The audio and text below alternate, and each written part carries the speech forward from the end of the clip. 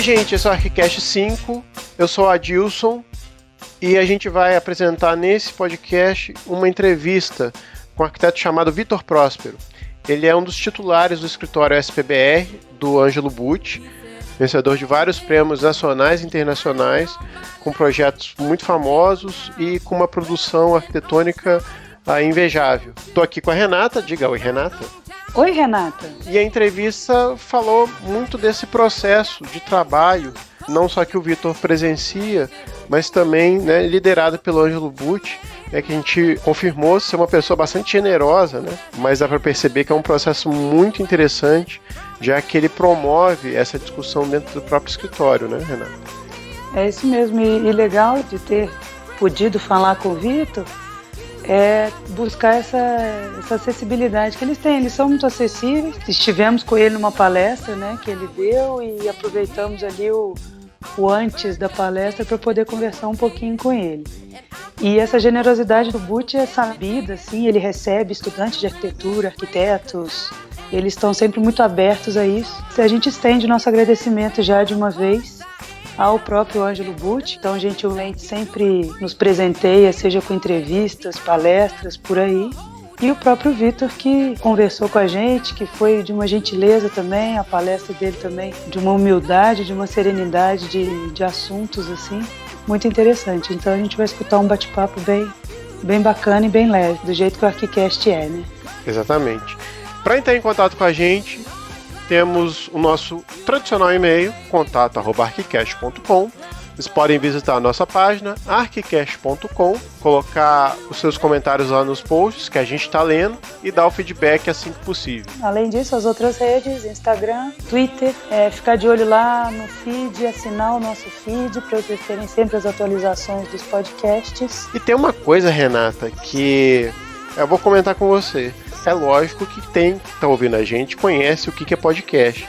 Mas você sabe que muita gente mais nova não faz a mínima ideia do que seja um podcast? Eu tenho escutado muito essa pergunta. Pô, legal o projeto de vocês e tal, mas o que é um podcast? O que é esse negócio aí de podcast? Teve gente que achou que era só um site, teve gente que achou que era um blog, mas se você perguntar, você que está ouvindo a gente, perguntar pro coleguinha do lado se ele conhece podcast, muito provavelmente ele não vai conhecer. Tudo bem que vocês ficam lá, né? O estudante fica lá pensando no projeto, o arquiteto tem que atender cliente, mas pergunta pro seu coleguinha aí que tem entre 20 e 30 anos se ele conhece podcast. A maioria deles não vai conhecer.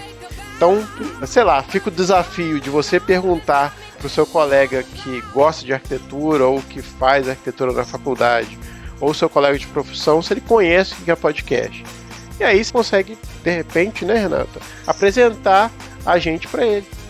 É um bom desafio lançado, Adilson. Quem sabe os nossos ouvintes aí, a galerinha que já está curtindo, está gostando do nosso trabalho, quem sabe não reporta pra gente qual foi a resposta que o seu colega deu quando você perguntou o que era um podcast. É verdade, a gente pode perguntar isso, né? Fica um desafio aí, a gente intima a galera a colocar aí nas nossas redes, no Facebook, no Instagram, qual foi a reação do seu colega quando você apresentou o ArchiCast para eles. Além disso, não deixem de mandar pra gente as sugestões de pauta. A gente tem tentado seguir o que vocês sugerem pra gente. A gente está esperando a sugestão de vocês. E até críticas no sentido de negativo são bem-vindas também, tá, galera? Vocês escrevem pra gente. Se vocês não quiserem, a gente não divulga. Mas se vocês quiserem aqui, a gente com o maior prazer vai falar do que vocês estão escrevendo pra gente. A gente agradece os feedbacks que a gente tem recebido presencialmente. Às vezes as pessoas não têm se manifestado através dos comentários ou através de e-mail, mas têm abordado a gente, falando que estão gostando muito dos assuntos, das discussões. Então, registrem isso lá também, deixem isso marcado pra gente retomar os assuntos, retomar os temas e melhorar cada dia mais e trazer coisas novas para todo mundo. Exatamente. E a gente tem qualquer mídia, a gente recebe os recados, né? Seja, às vezes vocês ficam pensando, às vezes a gente pensa que vocês estão muito na cabeça de mandar feedback por e-mail, né? Mas às vezes, por exemplo, mensagem no Instagram a gente já recebeu, ou às vezes mensagem no Twitter, né? Então usem qualquer rede que a gente está conectado e a gente está atento ao que vocês estão falando com a gente. E um outro desafio que está lançado, e uma curiosidade que surgiu no dia que encontramos, o Vitor é Vitor Piedade de Próspero e eu sou Renata Goretti Piedade. Nunca tinha encontrado alguém com sobrenome igual o meu, que não fosse da minha família, então está lançado mais um desafio. Quem consegue descobrir o parentesco entre nós dois? Porque você não sabe, Renata? Não sei o parentesco que a gente tem. Fica aí o parentesco da árvore genealógica de Renata Goretti Piedade e Vitor Piedade Próspero. Quem vai prosperar? Quem vai ficar na piedade? Nossa, quem será ruim que vai... demais. Eu sei. Quem será que vai corrigir esse trocadilho? Não sei. Mas... Pelo amor de Deus, ouçam a entrevista. Então fique aí com a nossa conversa com o Vitor e até daqui 15 dias com o próximo ArchiCast. E até mais, galera. A gente se encontra por aí.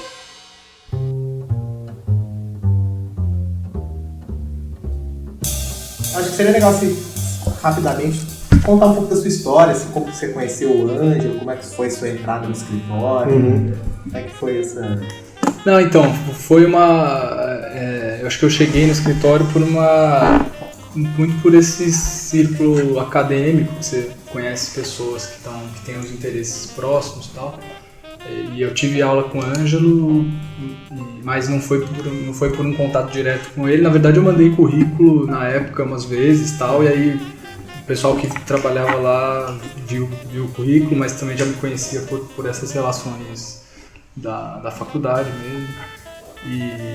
Mas foi assim, eu tinha trabalhado em outros lugares e tal, mas é sempre isso é uma coisa legal lá, que sempre o núcleo das pessoas que trabalham lá tem uma relação muito boa, assim, e muito ligada a essa coisa da academia, assim. Aquilo que você falou lá pra gente, você fez matérias da filosofia e tal, achei bem interessante. Isso teve alguma coisa a ver com a relação com essas pessoas ou não? Isso está dentro da mesma história ou não? É uma coisa à parte? É uma coisa um pouco à parte, a minha relação com o pessoal do escritório sempre foi muito pelos interesses de arquitetura, de projeto. E aí, pessoalmente, sempre fui procurando estudar outras coisas que eu sei que ajudam muito a compor o pensamento da arquitetura e tal, mas acho que isso é uma relação muito indireta com o trabalho do escritório. Mas é muito legal por o Ângelo ser professor e ter essa atividade de diálogo típica da academia, acho que acaba sendo uma coisa que compõe muito bem, assim. Rafael e eu, a gente já passou por escritório de arquitetura, mas você trabalha num escritório que tem notoriedade internacional, inclusive, né? Tem uma curiosidade que é minha, assim, de como é que vocês lidam, assim, com essa notoriedade que vocês têm?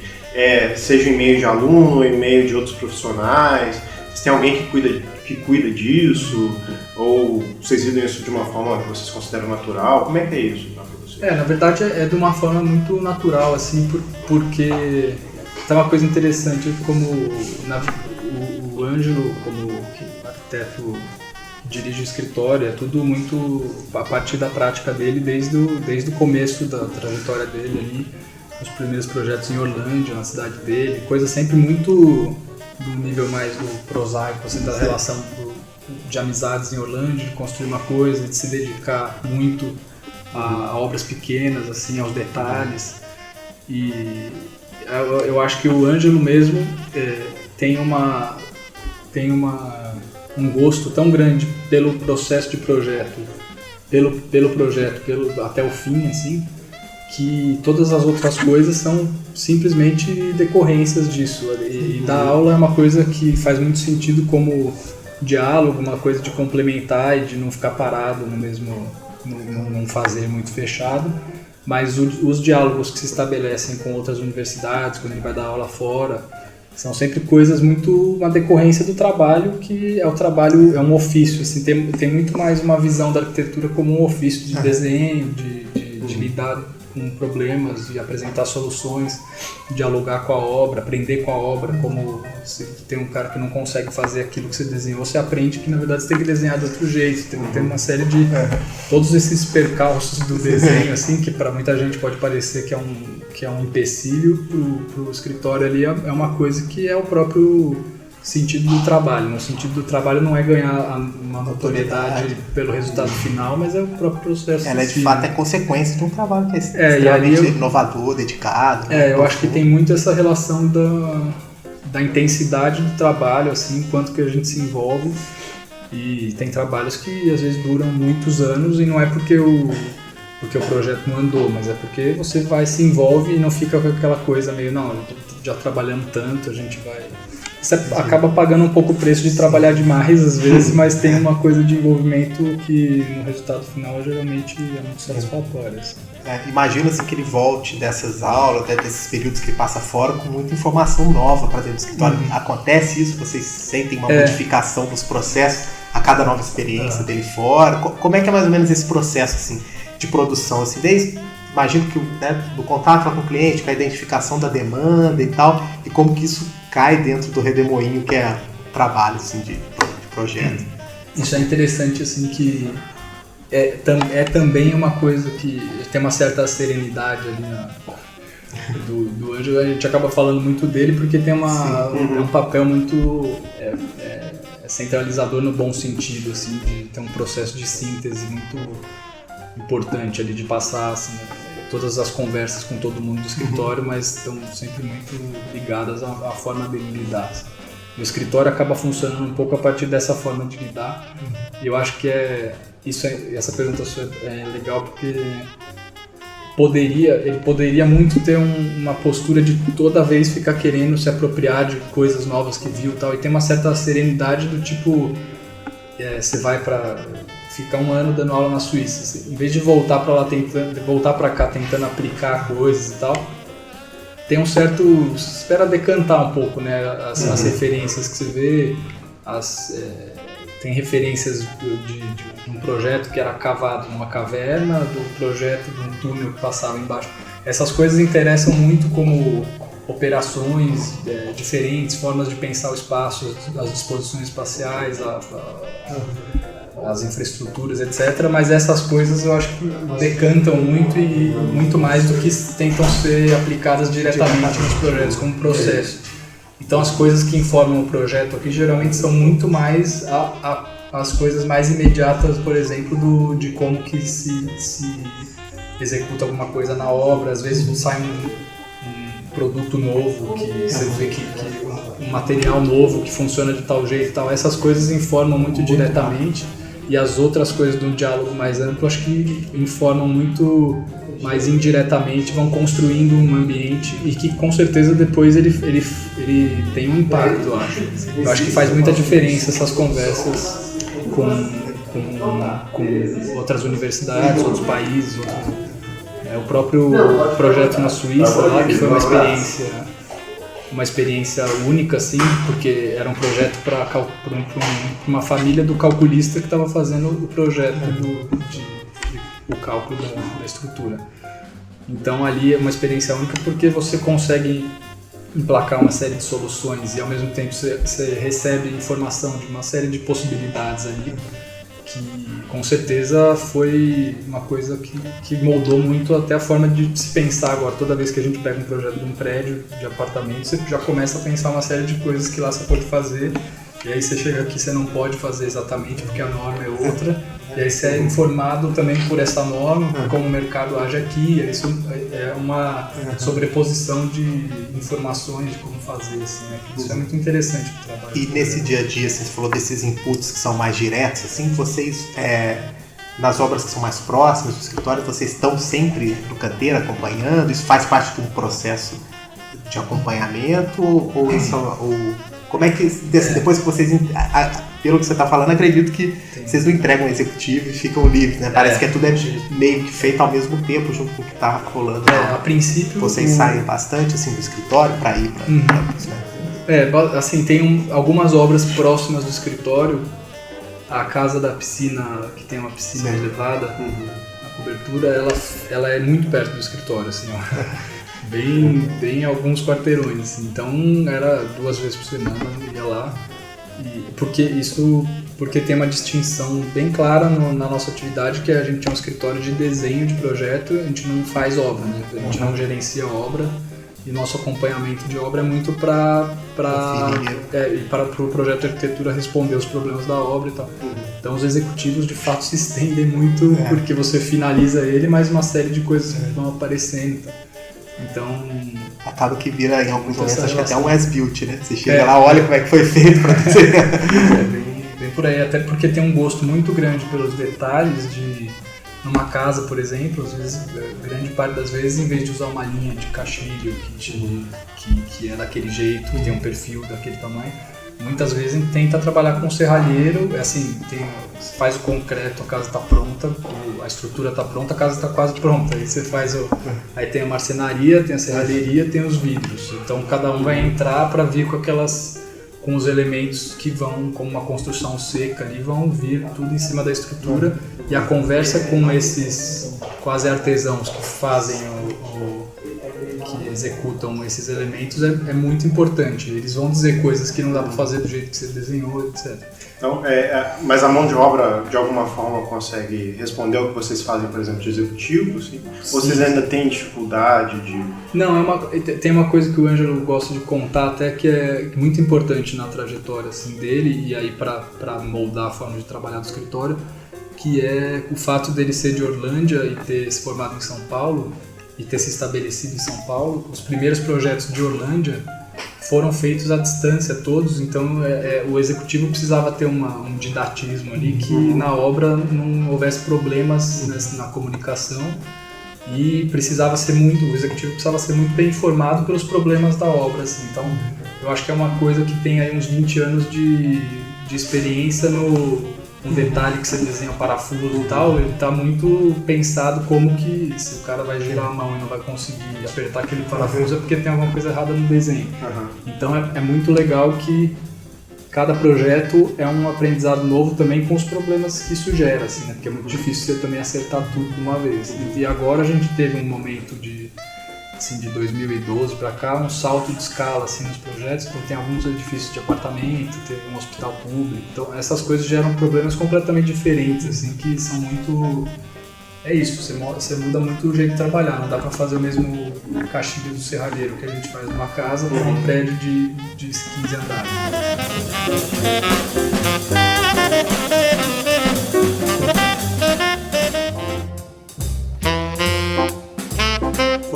Vocês vão ser o único escritório brasileiro a representar o Brasil, né? Na Bienal agora, né? Como é que você vê isso, assim? Será que... como é que você vê, assim, o fato de você ter um representante, claro que com total mérito, né? Assim, de estar lá em Veneza, e de repente o júri não ter selecionado outros... Assim, falando um pouco mais do que está rolando na arquitetura brasileira, qual que é a sua visão, assim, sobre isso? Na verdade, nesse caso... a gente é o único escritório brasileiro na seleção do Aravena, do curador da Bienal. Aí tem o pavilhão brasileiro com a curadoria brasileira com mais coisas, que geralmente o pavilhão brasileiro tem até um aspecto de mostrar mais a produção atual, o que está acontecendo. Sim. A curadoria da Bienal, que é geral ali, que está sendo do Aravena agora, é uma curadoria com até uma linha, né, curatorial. E até o projeto nosso que vai ser apresentado lá, ele tem razoável relação com essa linha, mas é um projeto que o Aravena mesmo quis muito mostrar, então ele chamou falando, mostra esse projeto e tal, que eu acho que ele tem muito a dizer e tal. Então eu acho que é uma coisa mais da linha que essa Bienal quis mostrar, e menos do que reflita o momento da produção no Brasil. Entendi, assim. Faz sentido. Eu acho que a produção agora tem muitas facetas muito interessantes, assim, então a discussão, a volta nas últimas décadas, mas na última década, sobretudo, do espaço urbano como assunto principal, assim, e eu acho que uma série de escritórios mais novos que foram ganhando mais espaço, tal, acho que são coisas muito importantes, e o fato do nosso projeto naquela mostra não diz nada muito a respeito disso. E eu imagino que a curadoria do Pavilhão do Brasil venha dizer, porque vai mostrar um projeto do MPB de habitação social, então tem outras questões. O nosso projeto que está lá é o projeto do MAN o novo MAN para São Paulo. E aí é super interessante porque é um projeto feito para uma exposição de arte, então ele é um projeto teórico. Então é um projeto que tenta dialogar com a imaginação, com gestos possíveis na cidade, que muitas vezes com um projeto real você não tem muito como alavancar essas formas de pensar. O projeto com um elemento de reflexão, de fato. Então aquele projeto é uma reflexão ali dentro da proposta da curadoria dessa exposição Panorama 33º, acho que foi Panorama de Arte que é lá no MAN mesmo, do Ibirapuera. Então a proposta era pensar um novo MAN para São Paulo, porque o MAN ficou num lugar provisório, embaixo da Marquise até hoje, e foram vários escritórios convidados. E a gente propôs ali um quadrado de 3 km, que na verdade ele em área, a área dele é quase equivalente ao prédio da Bienal, né? Mas ele explodido assim fica uma coisa que domina ali, enquadra o parque, mas na verdade ele está a 10 metros elevado do chão, então é uma coisa que mistura parque e museu, ao mesmo tempo ele não está nem dentro nem fora, ele pisa ali, se apoia em lugares que estão fora do museu, então é para colocar um pouco essas discussões e escalas diferentes, assim, né? E assim, no dia a dia do escritório, vocês, esse processo de debate sobre a reflexão do projeto, como é que ele se dá? Assim, se dá nas conversas informais, ou assim, vocês têm, não, vamos sentar agora e discutir, ou isso é uma coisa que vai acontecendo mesmo assim durante o processo, né? Quando vocês estão lá no dia a dia trabalhando e conversando, ou tem hora para isso, assim, não?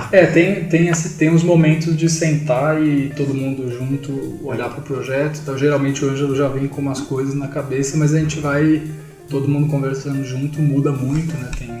E a investigação é muito pelo desenho, assim, a gente tem é um escritório, uma atuação muito na tradição do desenho, assim, não tanto de fazer croquis, assim, perspectivas, é um desenho bem bidimensional, assim, de olhar para a planta, para o corte, e a partir disso pensando essas relações, e a gente conversa muito, aí é claro, assim, né, na hora do almoço, mas tem muito esses momentos de sentar todo mundo e eu acho que reflete muito a atividade de orientação de projeto, por exemplo, porque o Ângelo senta ali com uma proposta, uma coisa que ele estava pensando em casa e todo mundo vai falando e geralmente a gente pega e vai desenvolvendo, aí senta junto de novo e aí vai olhando, então tem bem baseado nessas conversas.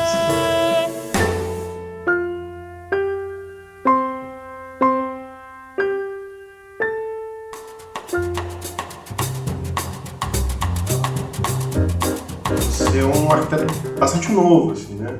Passou pela faculdade, você formou em quando? Desculpa. Eu formei em 2014. 2014, né? Depois tem 2 anos, 7 anos. Mas já atua lá dentro há 5 anos. Há 5 anos já, né? Imagino que você deve ter, imagino que a minha geração, né, um pouquinho mais velha, tem um contato diferente com tecnologia, por exemplo. Né? E a gente vê, eu como professor, né, Rafael também, a gente vê que alguns alunos, né, a maioria deles, pelo menos, foge um pouco desse hábito, talvez, de mexer um pouco no desenho, como você está falando, que o escritório lá da SPDR trabalha muito com desenho bidimensional, né? Acho que hoje em dia a geração pela qual você passou, de quem formou na mesma fase, a tecnologia em certo ponto ajuda ou atrapalha? Como é que você vê isso, você como profissional? A minha geração ali que entrou comigo na FAUSP era a primeira geração que estava pegando programas de computador, mas ainda não era uma coisa essencial. Assim, a gente começou a desenhar no CAD cedo, e o SketchUp algumas pessoas usavam ali já no primeiro, segundo ano, mas é uma coisa que foi, as gerações de agora, acho que é uma coisa muito de, assim, você pegar 10 anos aí, é uma passagem bem radical, assim, eu acho, para a forma como lida com programas e como esses instrumentos mudam sua forma de seu processo, né? Mas eu acho que também tem uma dependência um pouco da tradição desses processos de projeto, assim.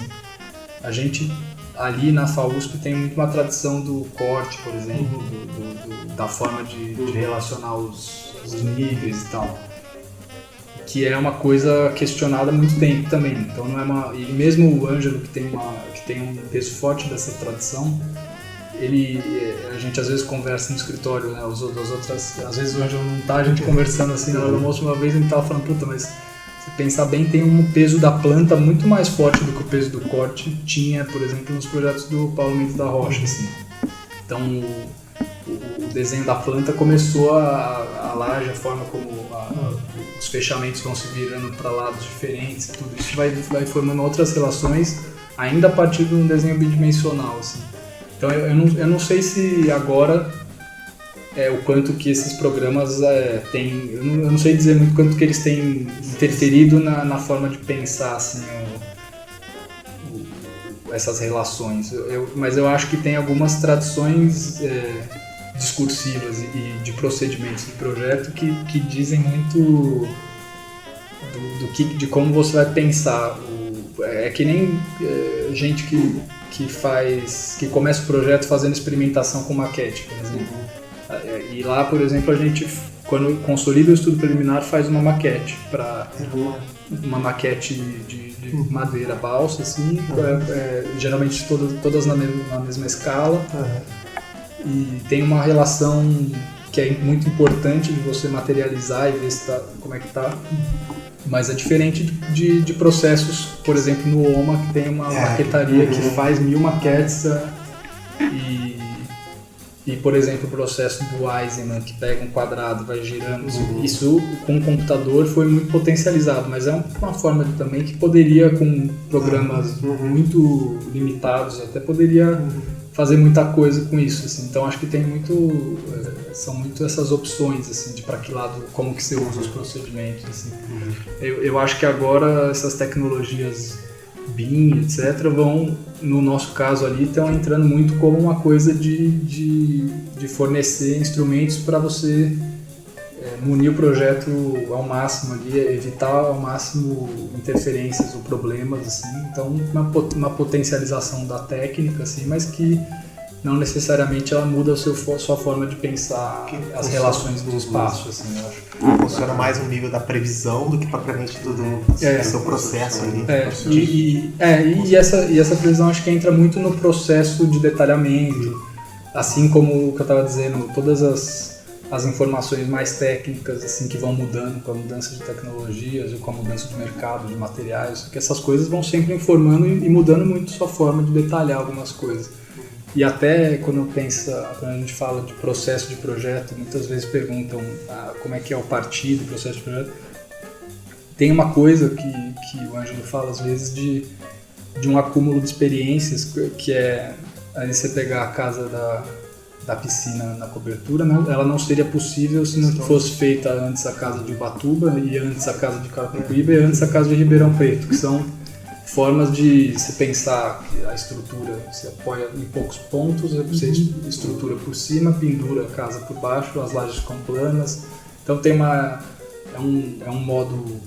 estética que é pensada por meio de procedimentos consolidados ao longo de um tempo. Então tem tudo a ver ali, detalhes, a construção espacial. Tem uma coisa que eu vi um Ângelo falar num vídeo, que quando você começa a fazer um projeto, não é nem interessante você ter já uma ideia pré-concebida, né? Você começar a fazer sem muito bem saber o que aquilo vai gerar, né? Isso eu achei bacana de falar, porque isso tudo responde ao processo mesmo de trabalho em cima do que vocês estão querendo, né? É bem por aí, assim. Acho que isso acontece muito na prática, assim.